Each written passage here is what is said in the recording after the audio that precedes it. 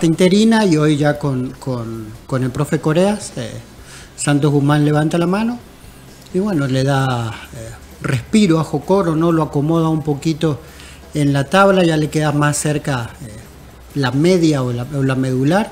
Y bueno, y lo pone al principio, igual que el Limeño, eran equipos que habían dejado pasar muchos puntos, pero hoy se acomoda muy bien en el centro de la tabla y con la expectancia de que se vuelve a ser fuerte del local. Y me gustaron las declaraciones del profesor Víctor Coreas hablando acerca de cambiar la situación de pensamiento. Quizás no tanto la cuestión táctica para Jocoro, sino esa falta de motivación que quizás tenía el equipo fogonero y que ahora la ha retomado. Los tantos fueron de Diego Areco al 56, Santos Guzmán, que anotó doblete el 85 y el 90 y descontó para Chalatenango Vladimir Díaz. Hablando de esa situación que daba tras la derrota de Chalatenango, ayer se dio este comunicado oficial de parte de Chalatenango en donde hacía el conocimiento de que agradecían el trabajo, la entrega, el profesionalismo del profesor Ricardo Montoya, así también todos los aportes brindados a nuestra institución, que le deseaban éxitos en su carrera deportiva. Manuel, el cuarto técnico despedido en lo que va. El famoso secreto a voces.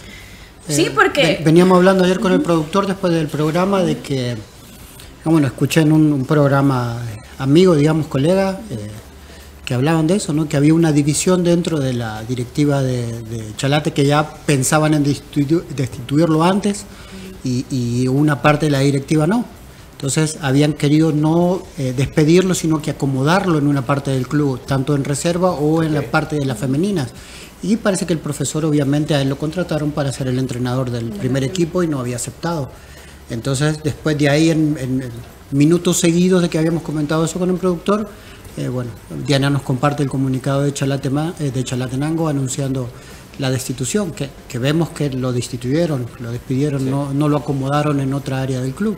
Es una lástima porque, como decimos siempre, ¿no? Los archivos aguantan todo y fue uno de los entrenadores que yo por el momento había señalado porque me gustaba la propuesta que tenía.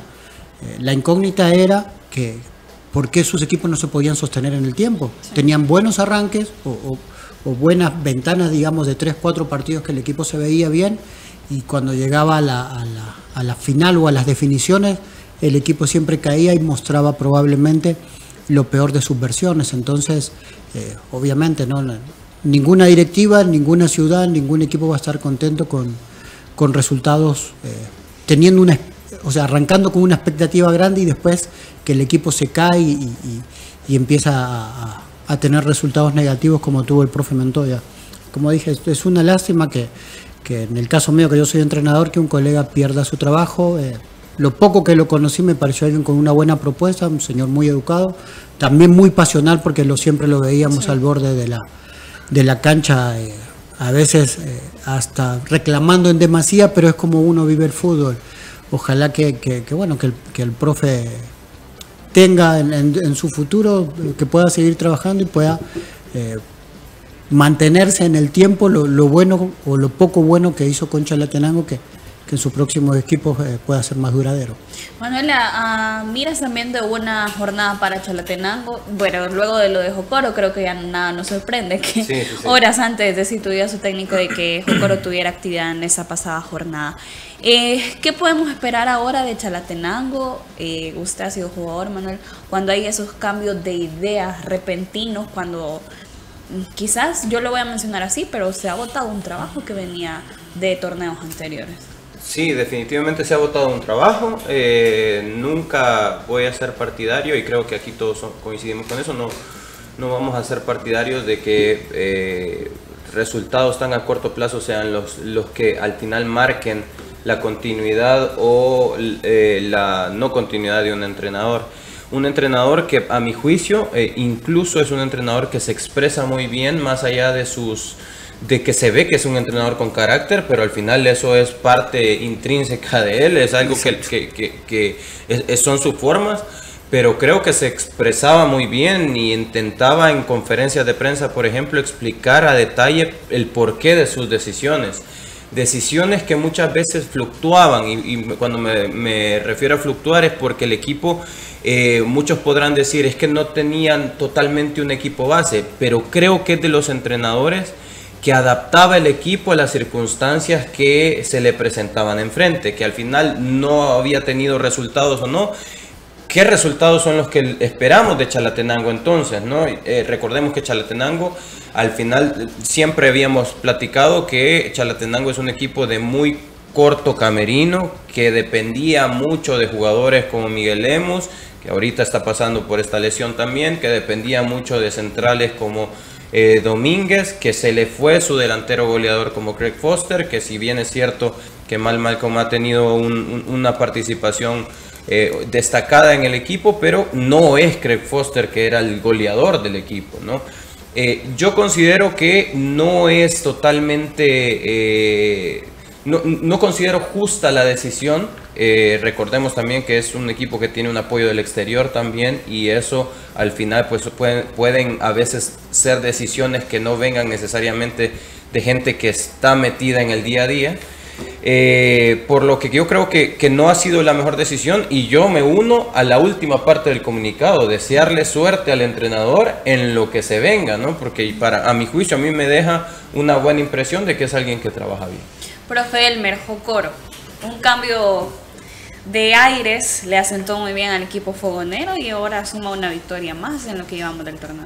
Vamos a ver, lo de Jocoro, al igual que lo de Chalatenango, yo creo que es una situación de falta de estructura y organización de los equipos, porque pareciera que los cuerpos técnicos dependen más de las dinámicas de las internas de los clubes, de cómo se manejan los jugadores, de su comportamiento, de sus actitudes, de su rendimiento, más que de un análisis técnico, porque veamos lo de Jocoro.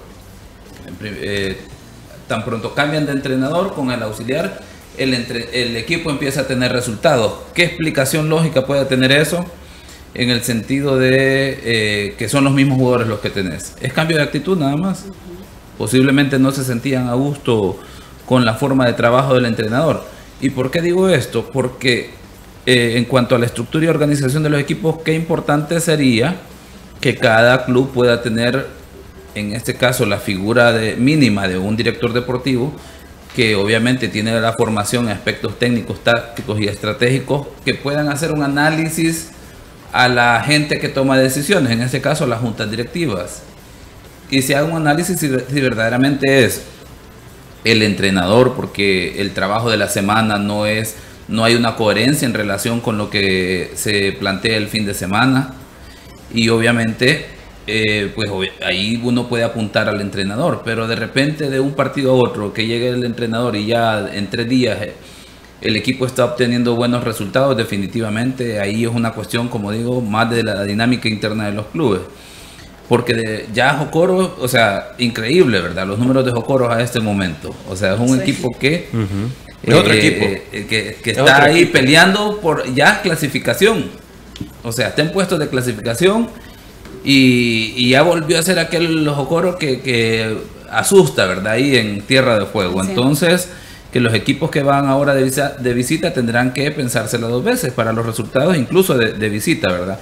Llega un entrenador que conoce el medio, que ya fue campeón nacional, y vamos a ver ahora nuevamente, entramos a la dinámica, si los jugadores responden al trabajo del entrenador, o de repente pasa el tema de que enseguida no se sienten cómodos con el método, con la forma de trabajo, con la exigencia, y pues obviamente ahí vendrán los resultados o los malos resultados, ¿verdad? Bastante similar a lo de Chalatenango. Voy a aprovechar a hablar de Chalate, porque a mí me parece que lo de Chalate ya es una constante, ¿verdad? Es una situación que un entrenador empieza, le dan la oportunidad de reestructurar el club, y uno no entiende la lógica que a lo largo de los años en Chalatenango siempre es lo mismo. Al siguiente torneo no funciona la dinámica, y vos decís, no puede ser que todos los entrenadores sean malos, pues, o sea, que no entienden qué es lo que está pasando. Aquí creo yo que, vuelvo, el punto de el club tenga una estructura y una organización de tal forma que haya una persona que haga un análisis más técnico de lo que está pasando, para que pueda